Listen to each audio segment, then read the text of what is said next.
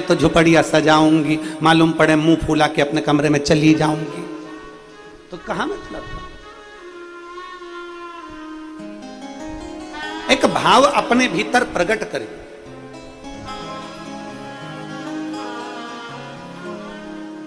दुनिया में माता पिता से बड़ा कोई परमात्मा नहीं।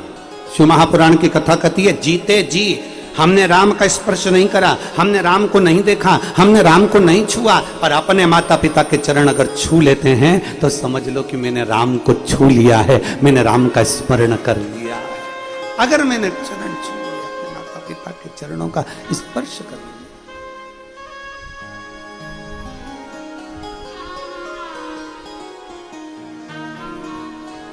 शिव पुराण कह रही है, भगवान शंकर का चरित्र कह रहा है, भगवान शंकर का संवाद कर रहा है। पार्वती मैया 6 वर्ष की अवस्था में है। देवऋषि नारद के कहने पर तप साधना करने बैठ गई हैं, पर पार्थिव लिंग का निर्माण करना नहीं जानती। आप जिस भाव से भगवान शंकर के शिवलिंग का निर्माण कर रहे हो, आज हड़तालिका तीज है, मेरी जीजियां निराहार, बिना जल के, थूक भी अंदर नहीं निकलती, बिना जल के पूरी रात आज पूजन करती हैं। पूरी रात, पूरी 4 पहर की पूजन वो पूरी रात करती हैं। पूरी रात प्रदोष के समय से पूजन चालू होती है और सुबह तक ये पूजन का क्रम उनका चलता रहता है। प्रदोष के समय से अभी सब मेरी जीजियां, जे सारी बहनें, सारी बेटियां, मैं भारत की सभी माताओं को, मैं भारत की सभी बेटियों को, मैं भारत की सभी नारियों को हरतालिका तीज की मेरी जीजियों को बहुत बहुत बधाई देता हूं। आप सभी का सौभाग्य अखंड हो और मेरी बेटियां, मेरे बेटे सब आनंद में रहें। संपूर्ण विश्व का कल्याण, संपूर्ण विश्व का। और सबसे निवेदन जरूर करूंगा, आप व्रत करते हो ना करते हो, आप पूजन करते हो ना करते हो, आप उपास करते हो ना करते हो, पर भारत भूमि की अगर माताएं फुलेरे का दर्शन जरूर करें।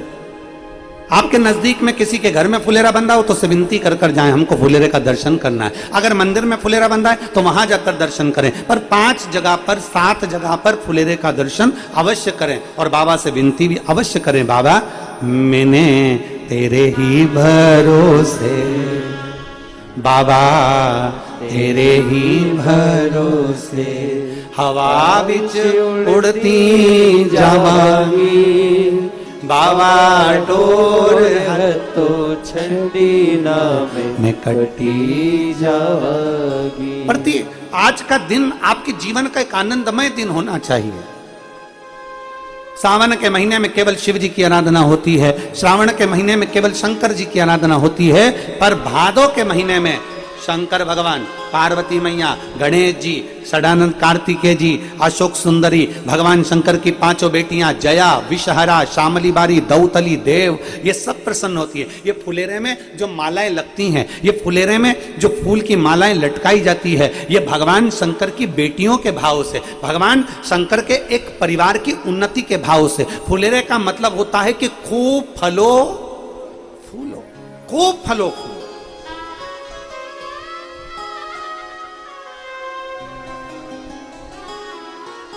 जितना आनंद ले सकते हो उतना जीवन का आनंद लो। आनंदमय अपने जीवन को जीने का प्रयास करिए। हम आधे से ज्यादा चिंता में पड़कर अपने जीवन के आनंद को खो बैठते हैं, अपने जीवन के आनंद को खो बैठते हैं। एक लड़के ने भरी सभा में चिल्लाकर कह दिया, मैं कुतुब मीनार को सिर पे रखकर मुंबई लेकर जा सकता हूं। किसको? जम के बोलो जरा। कुतुब मीनार। मैं कुतुब मीनार को सिर पर रखकर मुंबई लेकर जा सकता हूं दिल्ली से। मीडिया के पास बात पहुंच गई, पूरे विश्व में खबर पहुंच गई और मीडिया वाले उस लड़के के पास पहुंच गए कि तुमने संकल्प लिया है, तुम कह रहे हो, तुमने वचन दिया कि मैं कुतुब मीनार को सिर पर रखकर मुंबई तक लेकर जाऊंगा। क्या यह सच है? सत्य है? मीडिया वालों ने पूछा तो लड़के ने कहा बिल्कुल सत्य है, बस उठाकर कोई को सिर पे रखना पड़ेगा। बिल्कुल सत्य है, पर कोई उठाकर मेरे सिर पर रखे तो मैं लेकर चले जाऊं। मीडिया वालों ने कहा ये तो पागल बना दिया, वापिस चलो, वापिस चलो।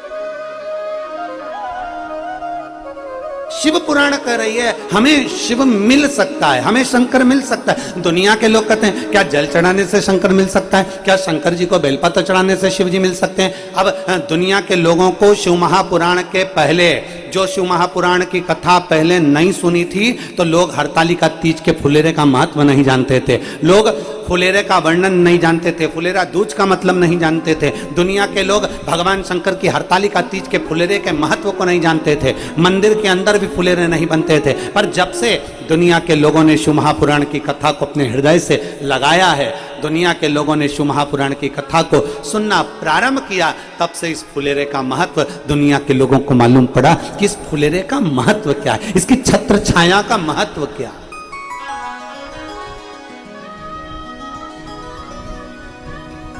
एक छत्र छाया का महत्व क्या होता है।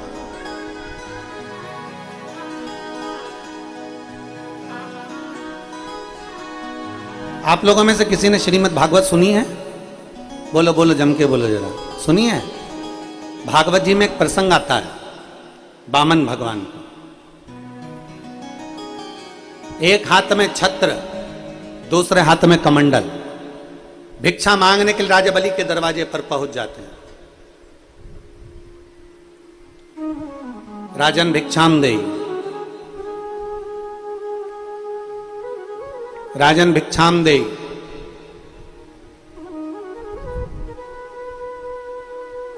राजा बलि को सूचना मिल जाती है, भिक्षा देने के लिए आते हैं। गुरु शुक्राचार्य जी उन्हें मना कर देते हैं, मत। फिर भी वो भिक्षा नया फोन। वामन भगवान से माता लक्ष्मी जी ने एक प्रश्न किया भगवान नारायण से, जरा समझिएगा, श्रीमद् भागवत का बड़ा सुंदर भाव।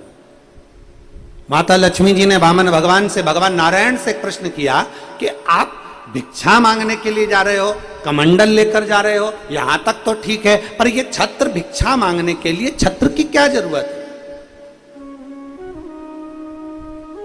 इस छत्र की क्या जरूरत पड़ गई जो भिक्षा मांगने के लिए आप छाता लेकर जा रहे हो?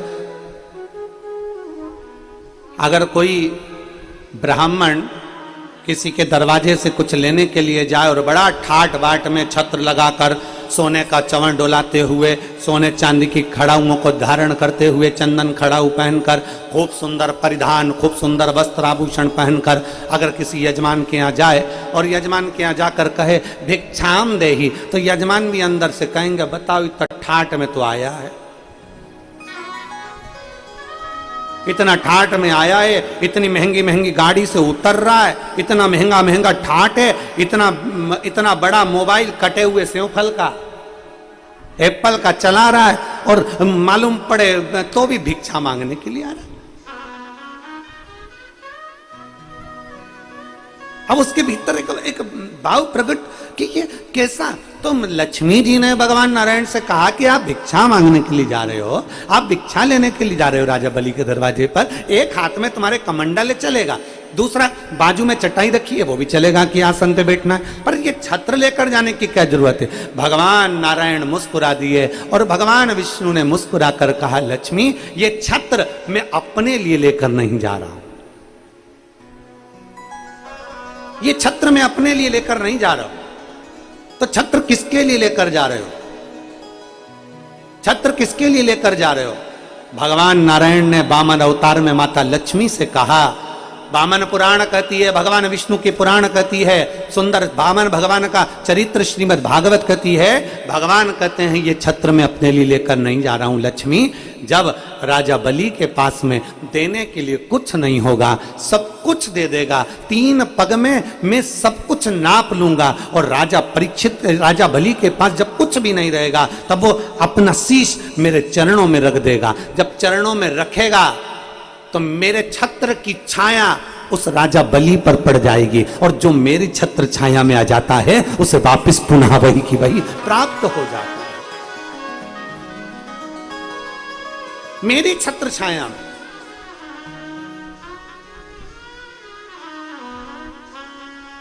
भगवान गिरि गोवर्धन नाथ जी की परिक्रमा करने के लिए दुनिया के लोग जाते हैं। मेरे कांतानाथ जी की परिक्रमा करने के लिए लोग चित्रकूट जाते हैं।